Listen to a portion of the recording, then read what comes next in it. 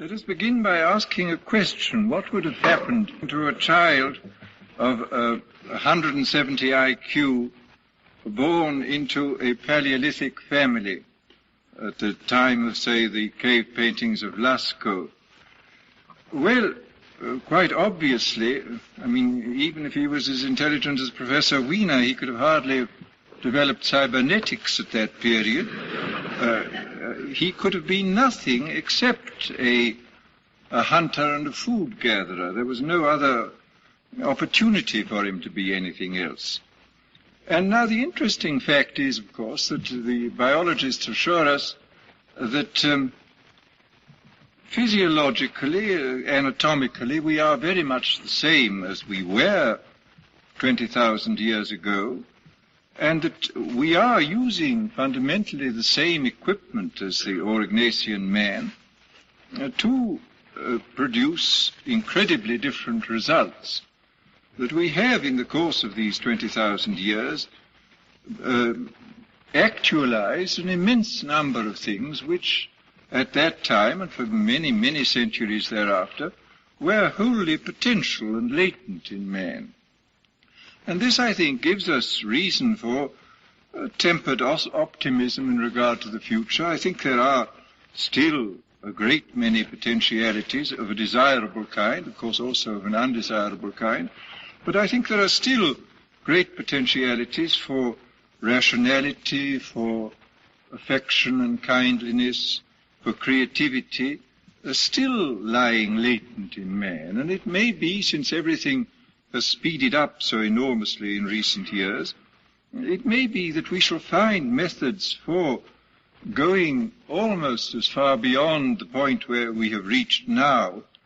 We may find methods for going beyond it within a few hundred years, to go beyond it as far as we have succeeded in going beyond our Aurignacian ancestors in 20,000 years. I think this is not an entirely fantastic belief.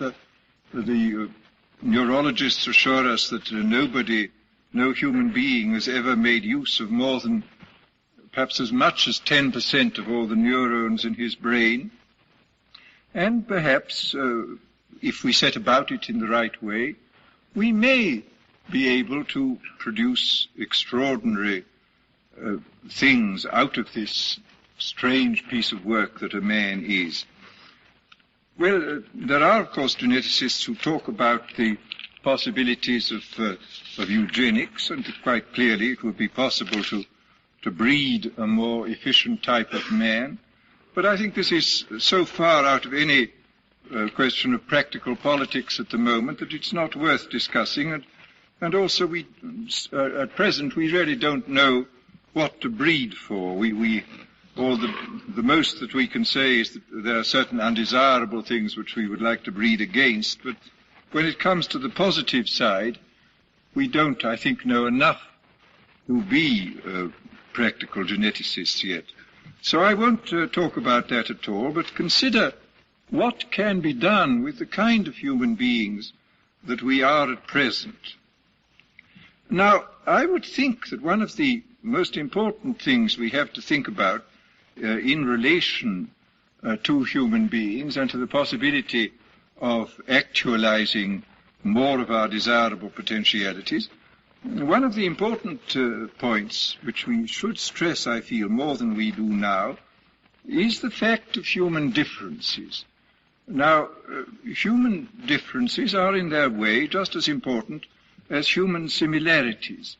Human beings are unique. The species is more variable than any other species.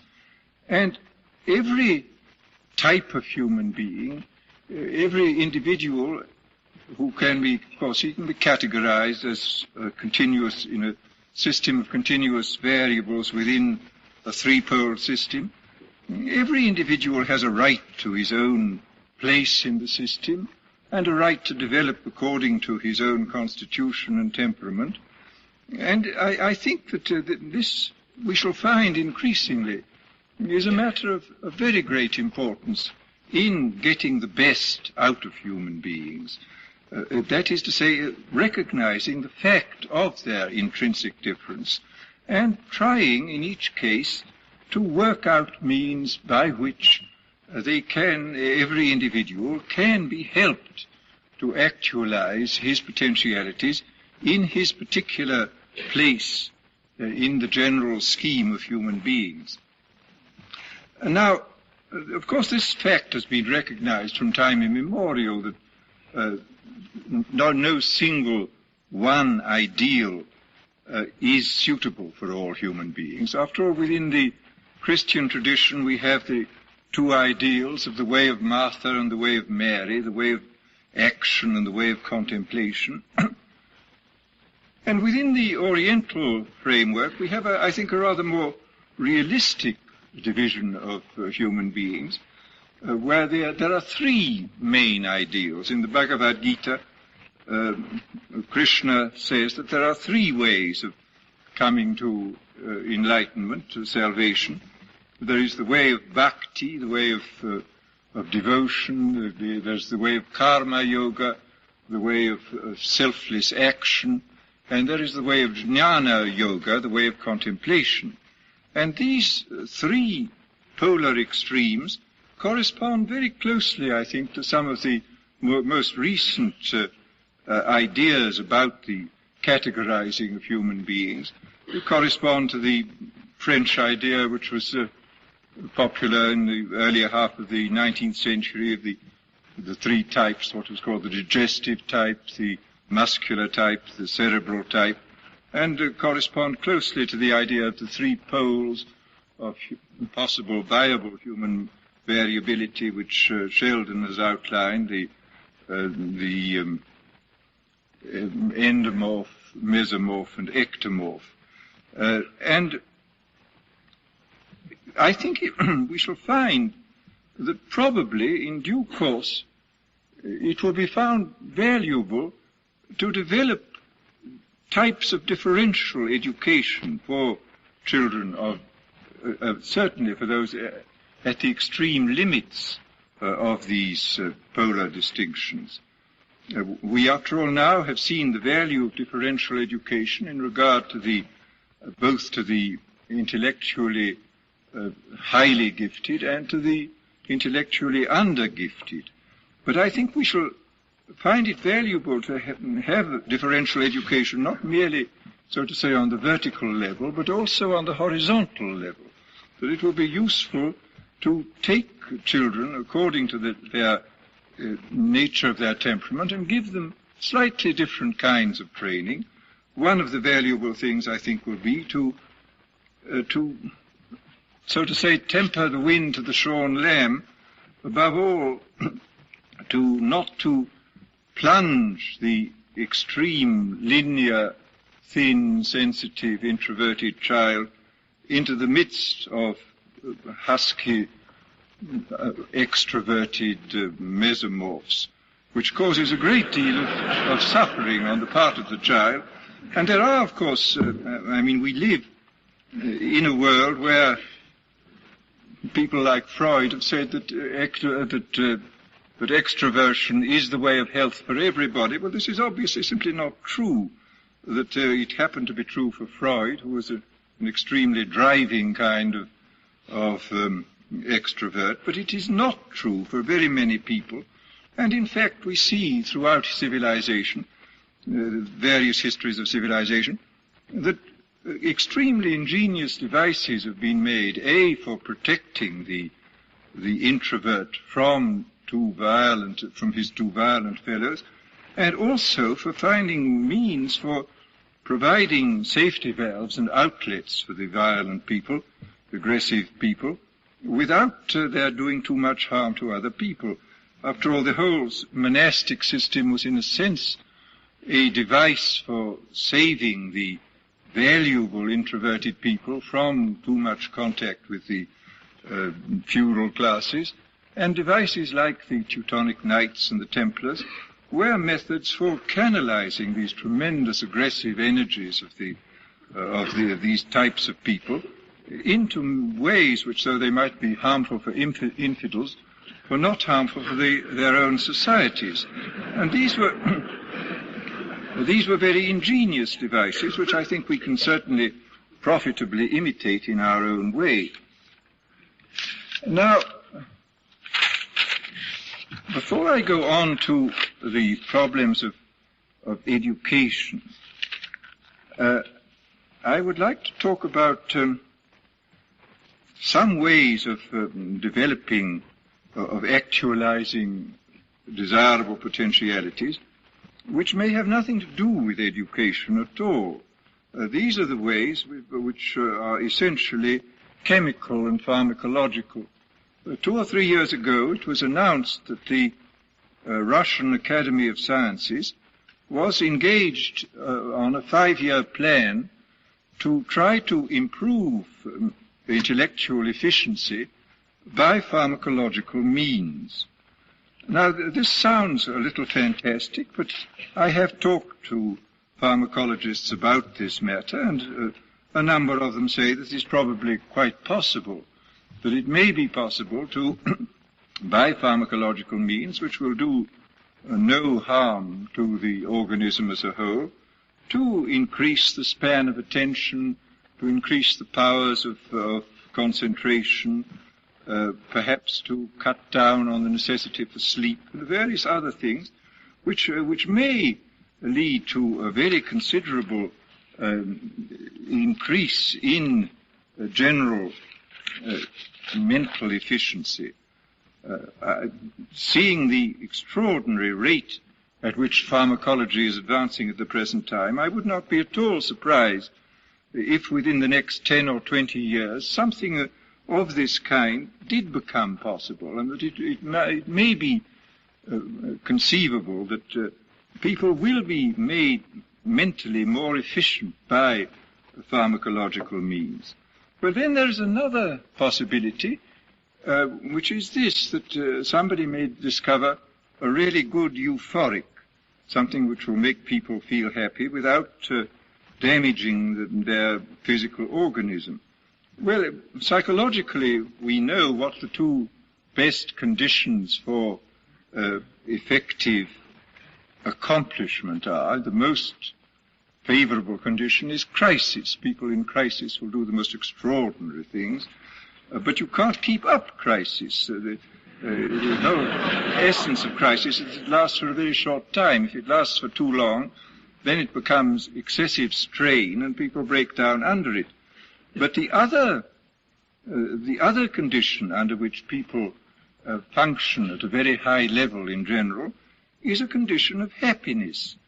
People who are contented and happy, I think that it very frequently happens, I think, that this mood of happiness, so to say, lowers the barrier between the conscious and the pre-conscious self, between the ego and the creative powers, and permits the person to do more and better than he would have if he had not been happy.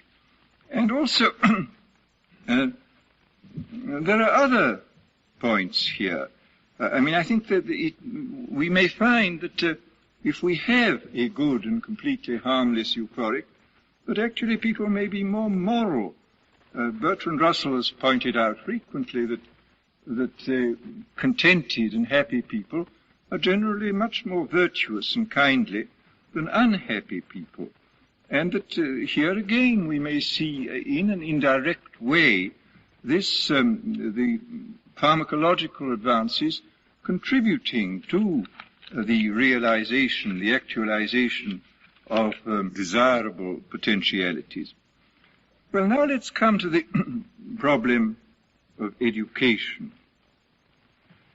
Here, of course, the thing which, of course, is a burning question here at MIT and, of course, at many other places of higher learning is the problem of scientific specialization and what is to be done about it. But we cannot escape from specialization. And the problem is, how is it to be offset and mitigated? How are the undesirable effects of extreme specialization to be avoided? Well, answer up to the present, of course, has been that it should be that the scientific specialization should be mitigated by courses in the humanities, and this is very good. It is excellent that there should be courses in the humanities. But when we examine the matter a little more closely, we find that, after all, courses in the humanities are courses in the world of symbols, of language, so that man, as I've kept on repeating in these lectures, is an amphibious creature, and among the worlds in which he lives, the disparate worlds which he inhabits, are the worlds of immediate experience, more or less immediate, and the worlds of symbols and language. Now, both these worlds, of the scientific world and the world of the humanities, are both worlds of symbols and language, so that a specialization in one type of symbols is being offset by a specialization in another type of symbols. So that I think we find here that this is finally not very satisfactory, that what we need perhaps is some kind of mitigation of all this symbolic specialization in symbolic subject matter by some kind of direct training of the mind-body, which has to use the symbols and do the living and form concepts and thoughts. And this, it seems to me, is one of the major problems which confronts us. How are we to find a method of teaching people, so to say, the non-verbal humanities in some way to counteract the excessive specialization on the level of symbols, both in science and in the conventional liberal arts courses. And incidentally, it's interesting to reflect that the liberal arts of the medieval curriculum were all, with the exception of astronomy and music, were all verbal arts. They were all concerned with words, and even music was treated as a science rather than as a pleasure and an emotional appreciation. And of course, astronomy was also highly abstract and moralistic, so that almost the entire curriculum in medieval times was fully devoted to the verbal training on the level of symbols. And we still inherit this. I mean, we are, I think, a good deal better than the medieval people were in regard to training outside the world of symbols, but we haven't, it seems to me, yet gone far enough in this direction. And here I would like to quote again something which I quoted before. This is a remarkable phrase of Spinoza's, where he says, teach the body to become capable of many things. In this way, you will perfect the mind and permit it to come to the intellectual love of God. But this is, the more one reflects on this phrase, the more remarkable it is. And this, I would say, it would be the kind of slogan, so to say, the kind of first axiomatic statement of what this type of non-verbal education should be.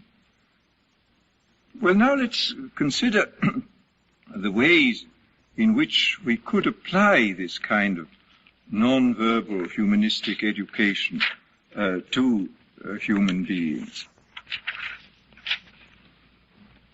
First of all, we would start, I suppose, with perception, which is completely basic to all intellectual life.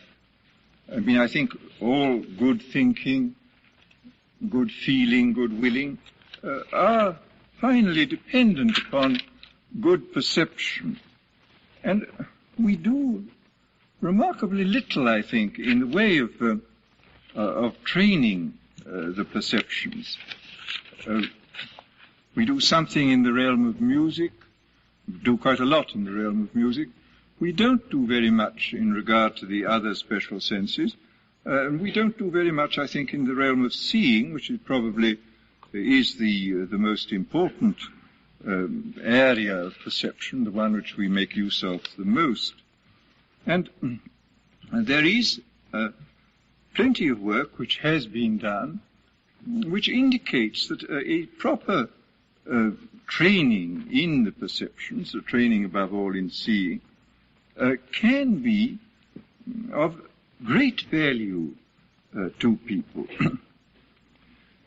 It can be used to help the human being in all kinds of ways, to make the body more capable of many things. And I would like to make a short digression, because I've forgotten a point here which I think is important to make, that this type of special training of the non-verbal humanities, the training of the mind-body, is probably particularly important at this time, when advancing technology has made a great many of the skillful uses of correlated hand, mind, and eye unnecessary. If you look at what we used to be called masterworks, which were the works, masterpieces, a masterpiece was a piece of work done by an apprentice to prove that he had learned everything that was to be known about his trade and was fit to become himself a master. Well, the interesting thing about all these special skills was that extremely primitive and simple tools were used with immensely skillful hands and eyes and minds to produce very complicated results. Today we have excessively complicated tools which can produce even more extraordinary results, but with a minimum of hand-eye-mind correlation, and often with no hand, mind, and eye at all if the machine is completely automatic and foolproof. And this word foolproof is very important, because a foolproof machine or a foolproof organization, it is not only foolproof, it is also spontaneity-proof. It is also inspiration-proof. It is also virtuoso-proof. So that this means, I think, that we are now more than ever in need of this special kind of training the body to have these non-verbal skills, because there are so many areas of our life where this is not imposed upon us by the structure of our society and the nature of our technology, that we must do consciously what was done to a very large extent unconsciously in the past. Well, now to get back to this question of training the perceptions. Now, quite a lot of work, as I say, has been done in this field. I know only a little of it, but I've been very struck, for example, by the work which was done at the University of Ohio by Professor Samuel Renshaw in the training of all the special senses, above all of vision, and by another man at the University of Ohio, Professor Hoyt Sherman, who employed Renshaw's methods in relation to the teaching of art with the very greatest success. And here are two extremely valuable techniques. I can't go into the details of them now, but they have been fully developed. And one of the interesting things seems to be when these techniques were applied to elementary schools, it was found that the children who underwent this kind of training of the visual sense were developed more rapidly. They seemed to be more intelligent. Their scholastic performance was better. They were more interested in what they were doing. And therefore they behaved better. So that there was great advantages on every level seemed to accrue from this type of training. And as I say, there a lot of work in these fields has been done, and I think there's a very good case for looking into this and seeing what more can be done. Now, of course, the training of the perceptions is only a special aspect of the general training in awareness. Now, I would regard awareness as one of the so to say, the absolute values of human life. I think it is an absolute good to increase awareness. This is an act of faith, but I think that awareness ranks with kindliness and intelligence as one of the basic goods which we should try to realize. And of course, from time immemorial, philosophers have been saying, know thyself, gnosce te ipsum. But it is, of course, very characteristic of our strange civilization that philosophic and moral precepts are given, like know thyself and the ideal of self-knowledge, but no means whereby this ideal can be implemented or the precept obeyed. No means are offered. And it is, for this reason, of extreme importance that we examine the means. I mean, we're full of high ideals and full of noble precepts, but we're extremely short of methods whereby we can fulfill these ideals and obey the precepts. And this is why recent advances in this field seem to me to be particularly welcome. Now, I've been greatly impressed recently by a book which published nearly 10 years ago by Pearls, Hefferlein and Goodman, called Gestalt Therapy, which is, among other things, a huge compendium of means by which awareness can be heightened and extended in every direction. The therapeutic value of this is quite clear. The attempt is being made not to dredge up materials out of the past, but to get people to live in the present. Neurosis, after all, in one of its aspects, can really be defined as a person reacting to present challenges in terms of reactions which were appropriate at some time in the past when he had some traumatic or other experience, but which are wholly inappropriate now. And the standard therapeutic method, of course, is to dig up these events out of the past and try to abreact them and get the person to understand them. But an equally good and probably rather better method is to get people here and now to live in the present. And this is precisely what the Gestalt therapists are trying to do. They propose any number of very interesting exercises for increasing the people's awareness of the here and now, of events outside themselves, events going on within their bodies, the nature of their fantasies, their wills, and so on. Now, this, of course, is by no means an entirely new discovery. It's interesting to note that one of the most successful therapists, a man with a European reputation while he was working, he died in 1925, was the Swiss psychotherapist Dr. Vitos, whose methods were essentially the same as those of the Gestalt therapists. He treated neuroses, and he treated them, by all accounts, even more successfully than the majority of his fellows using these other dredging in the past methods, simply by getting people to be aware of what was going on outside them, what was going on within themselves, of being aware of such a simple act as raising the hand, for example, being aware of external things in a completely receptive way, with a minimum of imposition of ideas upon them, but what he encouraged above all in the matter of perception was this matter of pure receptivity. And he did this not merely as a therapeutic method, but he did it also as a way for increasing the enjoyment of life, for teaching people to live better and more satisfactorily. I mean, he summed up his philosophy in these words: when you have learned to become more receptive, you will have a greater enjoyment of life, and everything will interest you more. Now here, let me repeat this thing which I've mentioned before about happiness. I would say that enjoyment is a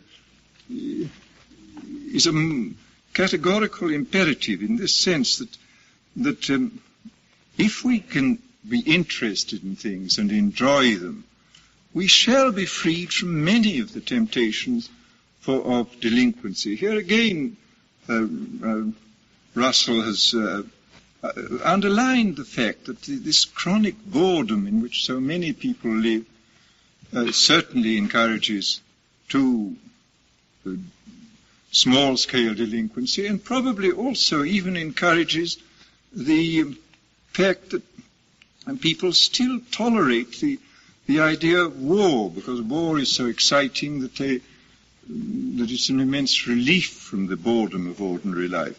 And of course it is an extraordinary and I think a very appalling fact that the suicide rate regularly falls in wartime, that it takes a war to make life sufficiently interesting for people not to kill themselves. And this happens even in neutral countries which are not at war. I mean, people are so interested to see what tomorrow's paper will contain that they delay or put off completely their ideas of suicide.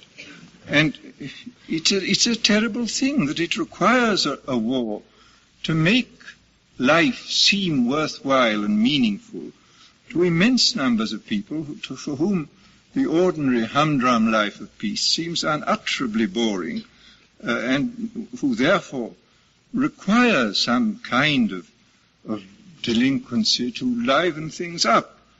And I think Vitos is probably right that if one has been trained to become intensely aware receptively of the world and of what is going on, life becomes extremely interesting, and that many things which seem very dull are seen to be exciting and beautiful.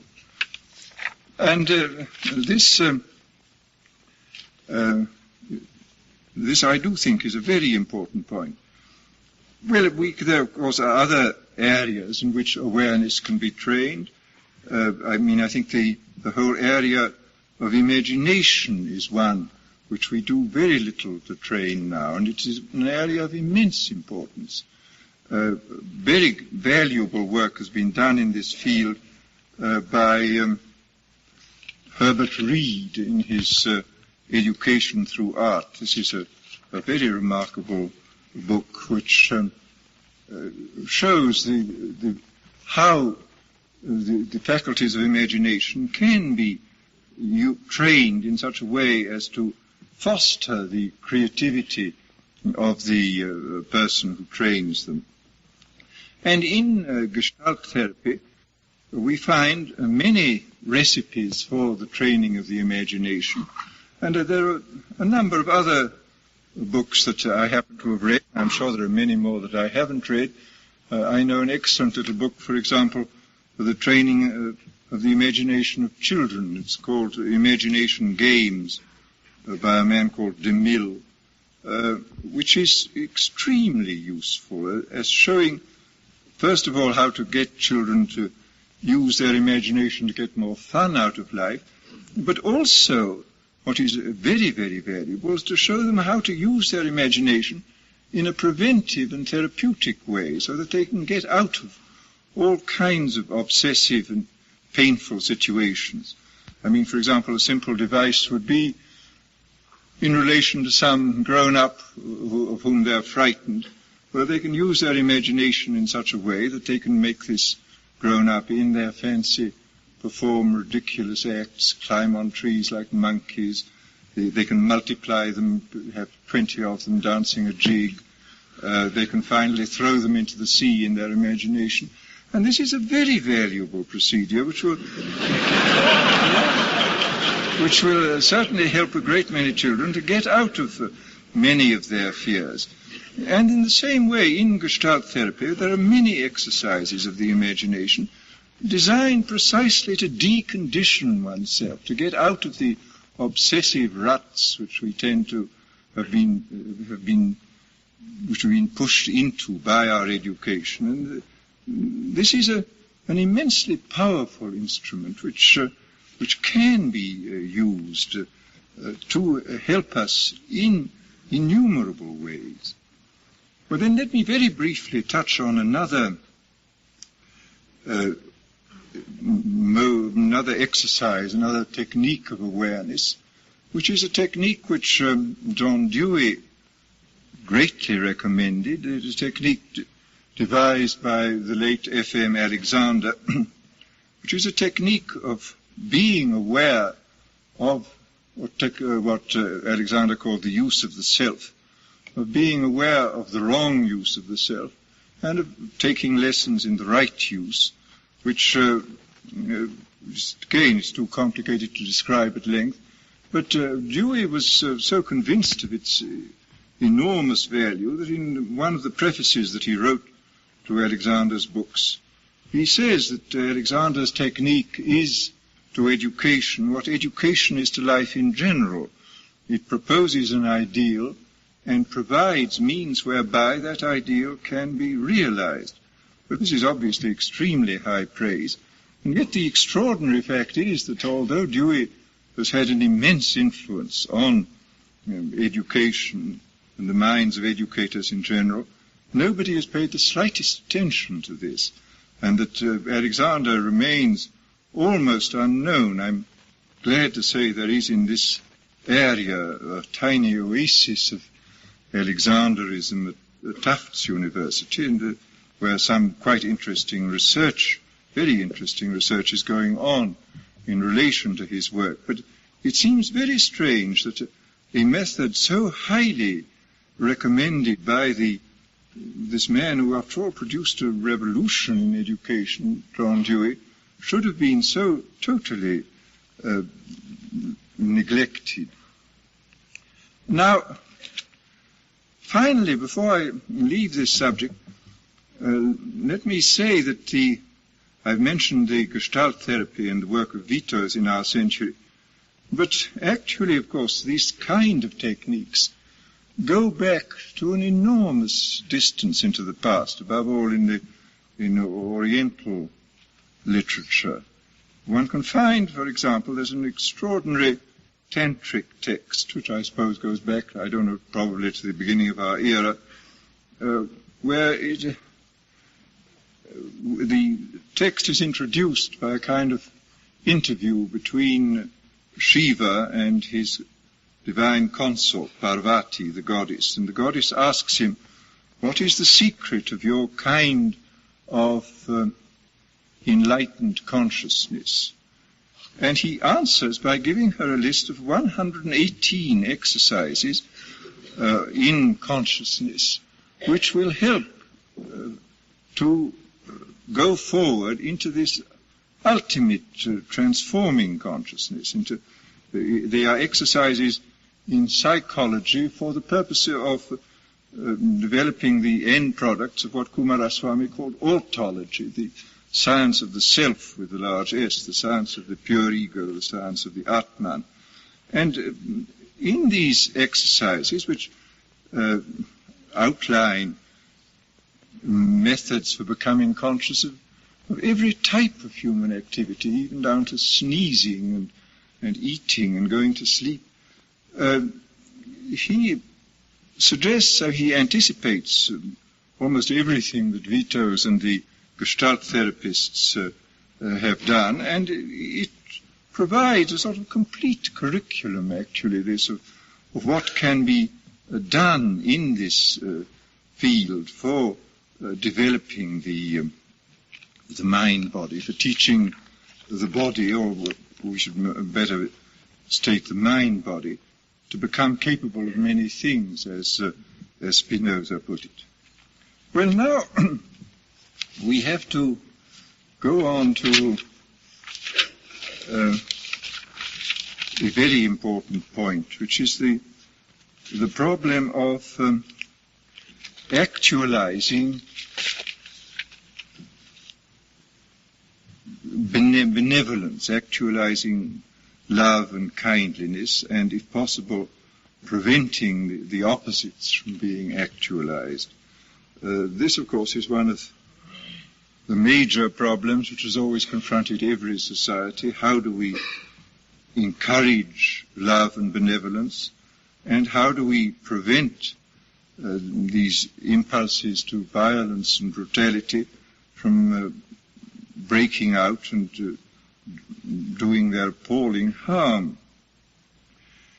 Well, here again it's interesting to find that whereas all the great world religions have inculcated love and kindliness and benevolence, virtually none have provided means whereby these qualities can be actualized, can be built into the child. And it's a very curious fact that it has remained for an extremely obscure, very savage tribe in New Guinea, a tribe described by Margaret Mead, to develop an extremely effective method for building an attitude of love into the child during infancy.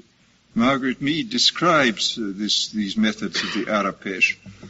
The Arapesh, unfortunately, on this side, they were entirely admirable, but they were a bit sloppy otherwise. They seem to lack the ability to do things very well, but I don't think there's any incompatibility between love and efficiency. I think it's by no means past the wit of man to combine the two. But the methods which she describes are extremely interesting. The infant is held by its mother. While it is being nursed, she talks to it, plays with it, caresses it, and periodically brings the child into physical contact sometimes with other members of the family, other members of the tribe, sometimes with the domestic animals, and always murmuring as she does so the word good, good. Well, the child doesn't understand it yet, but of course the tone means something, and when the child learns to speak, the significance of the word good will enter its mind, and a real conditioned reflex of an extraordinarily valuable nature will have been built up. And Margaret Mead records how extraordinary it was to discover these children, these Arapesh children, would naturally be alarmed when she came into their hut. I mean, she was of a different color, she was dressed in a wholly different way, she came from somewhere right outside the tribe. And for a moment the child would be very frightened, but then the mother would just say, good, good, and the child would immediately run to Margaret Mead and let itself be picked up, and the general attitude towards the other human beings and towards animals was one of trustful affection and liking and benevolence. And their whole pattern of life of the Arapesh was deeply influenced by this early training. Well, we should certainly not be too proud to learn from people, however primitive they may seem, because this seems to be an extraordinarily brilliant invention. And with heaven knows we have need enough of love in this extremely loveless world which we live in. Now, the converse, of course, is the problem of how do we deal with the aggressive elements in man, the tendencies towards violence and brutality, which are apt to be very strong. And this is something which has certainly preoccupied people from time immemorial. It is, of course, quite useless to make exhortations and say, be good and so on, unless one offers some means whereby these tendencies can somehow be worked off in a harmless way. Well, here again we can probably learn quite a lot from earlier civilizations. the violent dancing of the Greeks, the Dionysiac orgies. Undoubtedly all these things helped greatly to get rid of a great deal of aggressive tendencies in man. And the problem, of course, is a very grave one. Professor Gordon Allport has talked about the extreme difficulties of getting rid of prejudice. I mean, he's written at great length on this subject, and he's reviewed the various things which have been done, for example, to diminish ethnic prejudice against racial groups. And he does come to a rather pessimistic conclusion that very few of these methods are really effective, that probably the only really effective one is some kind of individual therapy. Well, obviously you can't individually therapize millions of people, and we obviously must find some way in which these kind of violent drives, which evidently give a profound psychological pleasure to people. I mean, these kind of violences pay, so to say, a high psychological dividend. As Blake said years ago, damn braces, bless relaxes. And people like being braced rather than relaxed. And there is a real satisfaction to be got out of this, I mean, which we understand now quite well what the physiological basis of this is, that there is a release of the adrenaline, which many people find very satisfactory in fairly small quantities. I mean, I think there are many people who are genuine adrenaline addicts, that they fly into a rage and do very violent things because they get a real kick out of it. And we have to discover ways by which this kind of desire for having lots of adrenaline can be got rid of. In the past, after all, it was all very simple because we lived in an extremely dangerous world, running away from animals, running away from other savage men, and we got rid of our adrenaline in that way. But in a world where everybody is virtually sedentary, and people are sitting in cars on foam rubber, this presents a very, very serious problem, and we quite clearly have to discover ways by which this kind of physiological product of violence, which is also a cause of all kinds of evil tendencies, can be worked off. Now, years ago, William James wrote an essay which is still very interesting, called The Moral Equivalence of War, where he laid out some ideas for finding some kind of equivalence and which would satisfy people instead of war. But his suggestions, I don't think, go nearly far enough, and I think unquestionably we have to work out a great many new devices for getting rid of these dangerous and disturbing factors in man. As I say, I think there are plenty of precedents in earlier civilizations, some among primitive people, some among quite highly civilized people, which we could probably examine and reinterpret in the light of what we now know about the hormones and other physiological aspects of the body. And I think it is perfectly possible that we could develop means whereby a lot of what seem to be now quite normal drives towards violence and cruelty could be got rid of without doing much harm to other people. Well, I think I've said enough to show that there is a great deal to be done, that I've naturally been able to touch only on a few aspects of this enormous subject. But I think I've said enough to show that there would be a very good case for a systematic examination of these various fields I've touched upon, and no doubt of other fields too, to see where we could find material which would be of value to us in this task of realizing desirable potentialities.